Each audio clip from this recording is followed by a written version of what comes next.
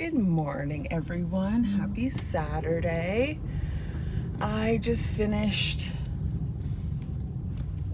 the most amazing session at the gym today, or this morning. I was watching a YouTube video on how women in their 40s and up should be strength training. And I feel like I've been, not doing it wrong. I mean, getting into the gym is amazing, regardless of what you're doing.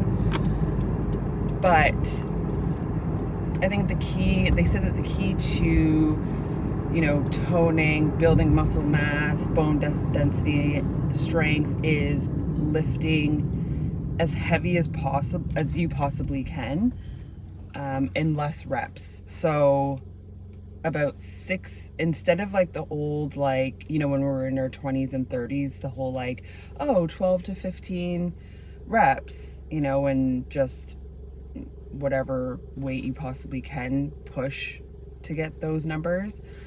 Now it's more like 6 to 8 and then 2 in the reserve, or even 6 and 2 in the reserve, which means that push as hard as you possibly can, do 6, and then if you can get 2 more in, cool, right?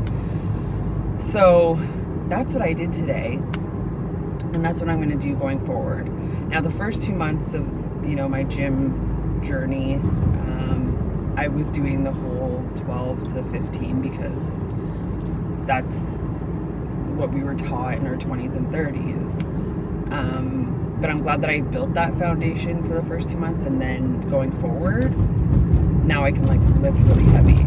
And it makes sense because every time I read or see someone on TikTok saying I could go to the gym and lift heavy, I'm like, yeah, it's weights. Of course you're gonna lift heavy, but no, they mean heavy to the point where you can't even get in another rep, So going forward, that's what I'm going to be doing, and hopefully see some changes. I know when we get to this age, midlife, it's a lot harder, so we have to be doing a lot more, but it's all a learning curve, and I just continue to research and watch videos, listen to people in this midlife, and learn. So anywho, I'm almost home today.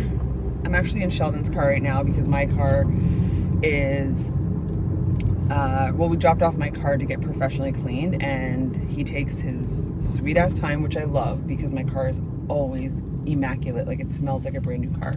So we leave my car with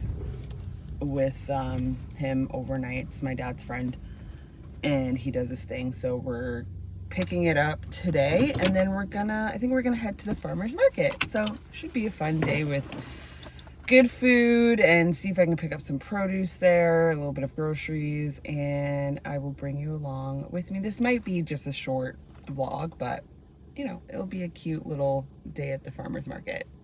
So let's go.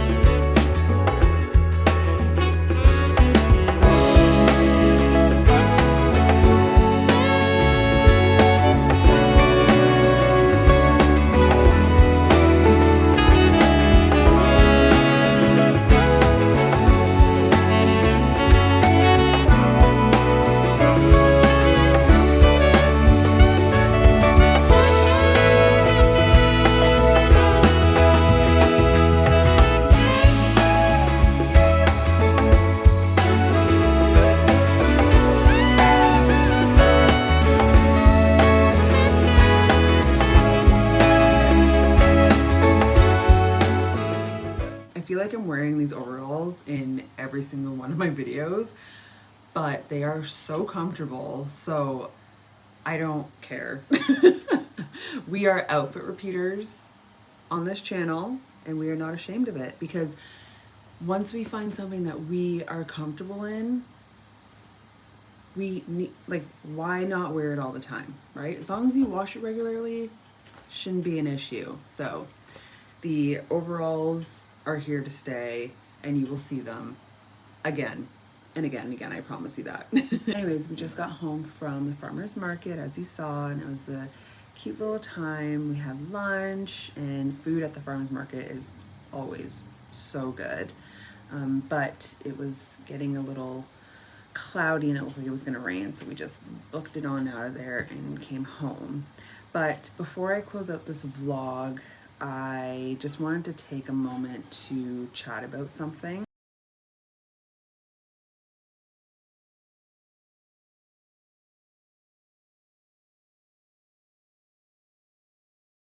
I've touched on it here and there, but I thought it was time to sit down and share how I realized I was perimenopausal, because just from talking to women online and in my everyday life, I know a lot of us don't know what to look for, what to pay attention to, and how to advocate for ourselves when we feel that something is off. And if you've been here for a while, you know that this channel is about navigating midlife, whether that's embracing a slower lifestyle, not slowing down per se.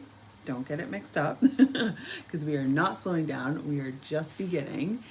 But just, you know, being more intentional with our life, and setting boundaries, kind of doing whatever we want, and also navigating our health as well in this time of our life. And that's really what I want this place to be, a place where we can talk about the real stuff, be open and honest about the real stuff. And perimenopause is real, because let's be honest, our mothers, grandmothers, aunts, you know, they didn't really prepare us for this point in our lives, because they weren't educated either. Like, it's not their fault, because they, you know, the lack of education back then was worse than it is now.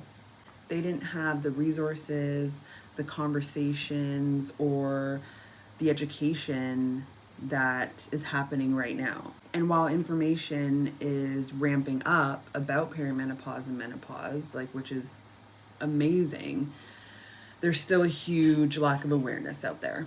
So I just want to be, even if it's just my little corner of the internet, I just want to be someone that is contributing to the conversation and to the education about this time in our lives right now. Now, I'm not going to go into great detail about systemic racism in healthcare, but women of color tend to enter perimenopause earlier, and our symptoms hit harder and could possibly last longer. And we are often misdiagnosed or dismissed, but that's a whole other video and a whole other, you know, topic, and we all have access to Google. So if you want to educate yourself on that, then I encourage you to do so, especially if you are a woman of color.